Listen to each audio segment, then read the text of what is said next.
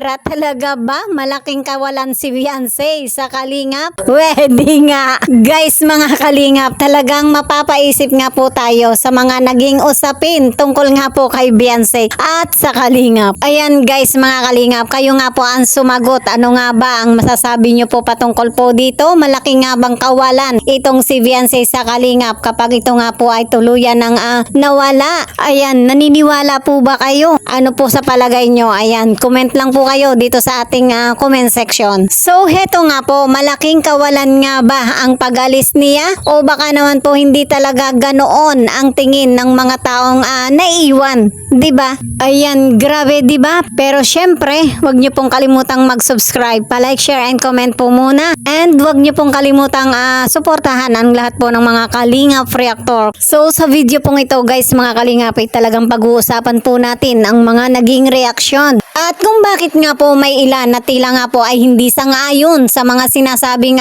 malaking kawalan itong si Beyonce. Bakit? Malaki po ba talaga ang halaga ni Beyonce sa Kalingap? Kung bakit nga po masasabi na talagang malaking kawalan itong si Beyonce sa Kalingap? At bakit nga po ba hanggang sa ngayon hindi nyo pa rin po kilala itong si TQ kung bakit nga po nawala dito sa Kalingap? Diba?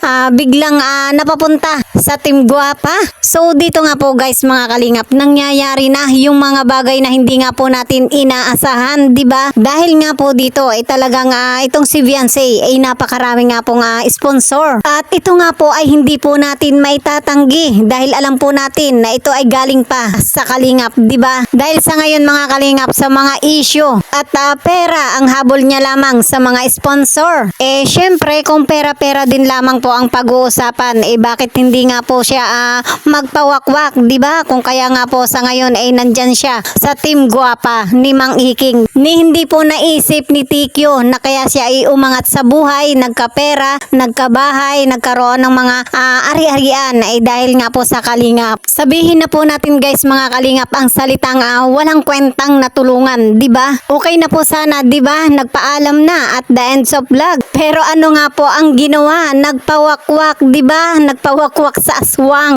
Ayan, kay Mang Iking, 'di ba? Naging sunod-sunuran, hindi pa po nasiyahan. Ayan, pinatulpo pa si Kuya Bal. At ito nga po ay itinaon pa sa araw mismo ng kasal ng kanyang anak na si Kakay. Kung kaya ganun na nga lamang po yung ngit-ngit ni Kuya Bal. Ito nga po yung hindi niya matanggap-tanggap na hanggang ngayon nga po ay talagang hindi nga po makamove on itong si Kuya Bal kasi nga masakit yung ginawa ni Beyonce. At ang malupit pa nga po nito, hindi pa nasiyahan, binastos pa si Kuya Bal kung saan nga po ginaya yung boses ni Kuya Bal. Ngayon sabihin nyo po, ito ba yung napakagandang pag-uugali ni Beyonce na halos nga po yung kagandahang asal na itinuro sa school halos hindi niya tinataglay, di ba? Dahil sa kabastusan ng kanyang pag-uugali. Pati matanda, ginagaya niya ng boses, taong tumulong sa kanya. Ito nga po ang matinding dahilan kung bakit nga po napakaraming pambabash ang natamo nga po ni Beyonce. Iyan po ay lalong-lalo na sa mga fans at tunay nga po nagmamalasakit sa Kalingap. At syempre, yan nga po yung matinding hindi titigilan ng mga reactor na content, 'di ba? Kasi nga mga maling hakbang na ginawa po yan ni Beyonce sa Kalingap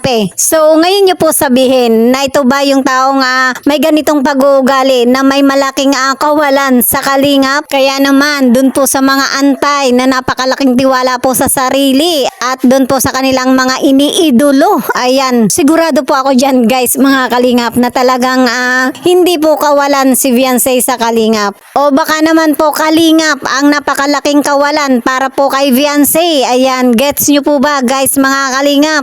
Kung ang pinoproblema lang po ng mga taong umiidolo kay TQ, yung patuloy nga pong ikino-content, hindi naman po napakalaking problema yan, di ba? Kasi nga mga reactor po tayo, lahat po tayo ay may karapatang magbigay ng sariling opinion. At ito nga po ay base sa mga nangyayari. Lalo pa nga po tayo ay nagmamalasakit sa Kalingap, hindi nga po natin palalampasin yung mga bagay na may maling hakbang hakbang sa Kalingap at syempre yung patuloy nga pong binabalahura ang Kalingap, di ba? Sa kabilang banda guys mga Kalingap, dito ay talagang tayo po ay matutuwa kasi nga umaarangkada na yung tandem ni Kalingap Edo at ni Bridget. Nakaw, pag ito nga po ay nag-trending, ayan, grabe. Talaga namang tayo po ay sigurado na kapag ito nga po ay nag-trending, talagang matatabunan na ang kasikatan ng inyo pong si TQ. Kasi nga po napakaraming sponsor na ang talagang natutuwa at tumatangkilik nga po sa tambalang ito. At dito nga po ay talagang